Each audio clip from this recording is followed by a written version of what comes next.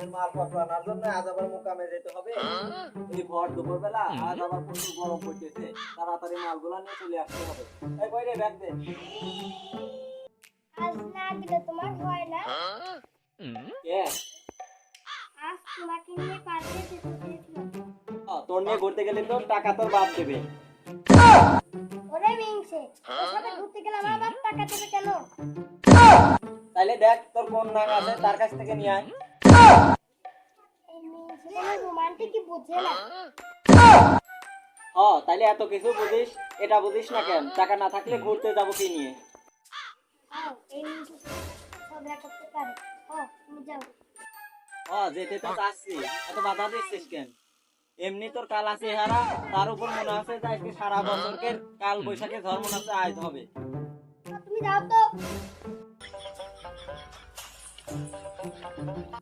এই ভিতর থেকে গেটটা লাগিয়ে দে। আমার সোনারা একটু ফোন দি। আমি তোকে খুঁজে বেড়াই সাজলে দুপুরে সাজে। হ্যালো, হ্যালো, জানো জানো আমাদের ওই মিংসে বাড়ি নেই, শহরে গেছে। আমাদের বাড়িটা ফাঁকা, আর একবার আসো।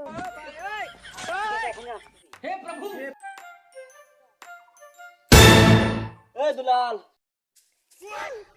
কি কি রে এত তাড়াহুড়ো করে কোথায় যাচ্ছিস? মাছ চাষা তো না মারা গেছে, তাড়াতাড়ি করে যাওয়া লাগবে। बाय बाय আচ্ছা তাইলে তুই যা। बाय गया ভালো কথা, তুই বাড়িতে কখন আসবি? ওর রাত 12টা একটা বাজবে নি। তাহলে তো অনেক সময়, মানে অনেক সময় না। যা তুই। জানু ওর সাথে ঝগড়া করতে গিয়ে মানি ব্যাগ মোবাইল কিছুই না নিয়ে চলে আসি, এত দূর চলে আসি আবার বাড়ি চলে যেতে হবে। জানো আমার মিংসে কোনো রোমান্টিকই বোঝে না। বুঝে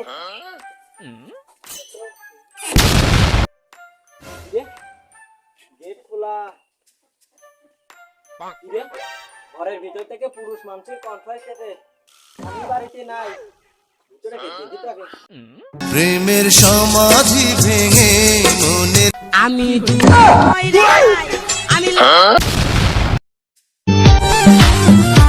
ও চিঠি দাও না, খবর নাও না, ভালোবাসার কথা দাও না, বাঁচে না কানে বাঁচে না,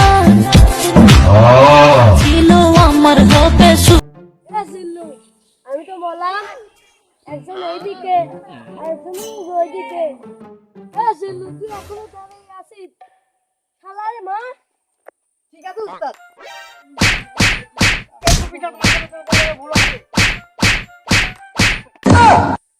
শালা কি বলে রে? আমার বিচার ভুল আছে। শালার আরো মার। তোর কোনো কাজ কাজ হয় না, আগে শোনা মিলা করে দেখ, তারপরে বিচার কর। ওই দেখ রে জিল্লু, ওই স্যার আর মারিস নে, নয়তো মই যাবি নি। এই দেখ রে মুনি, তুই ক কি হয়েছে?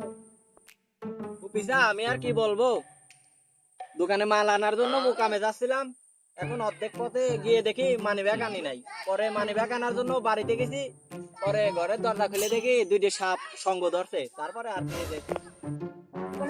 কাহা পর আমি কথা করছে, আমি যে বারো কাছে যাচ্ছিলাম, ভাবি কইলে লাগান ফ্যান তালাকাতি, তো তালাকাতি পড়ে গেছি, কারণ দেহে ওখানে যে আব্দুর আছে। দেখ রে বুপি, আমার মেয়ে কিন্তু ফুলের মতো পবিত্র, আমার মেয়ে এই কাজ করতেই পারে না।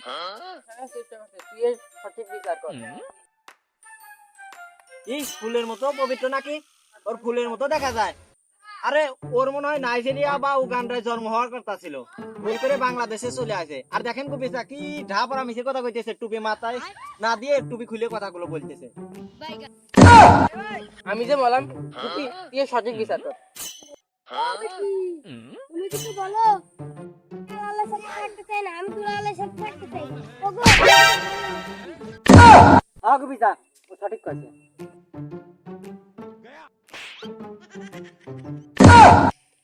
হে মুনি, বিচার এখনো শেষ হয় না, তুই এদিকে আয়। দেখো কবিতা, ও বউ আর আমি বাড়িতে তুলতে চাচ্ছি না, তুমি দুলালের হাতে তুলে দাও। আর যদি বিচার সঠিক হয় তাহলে রাতে গরুর মাংস দিয়ে। আর যদি বিচার সঠিক না হয় তাহলে কিন্তু ডাল ভাত, মনে রাখো। দেখতে জুল্লু, তাহলে ও দুজনের বিয়ের ব্যবস্থা কর, রাত্রি দুলালের বাড়িতে দাও। আমি আজ আর শুনে এখন বিয়ে আমি বলতে, ও কি খাবে?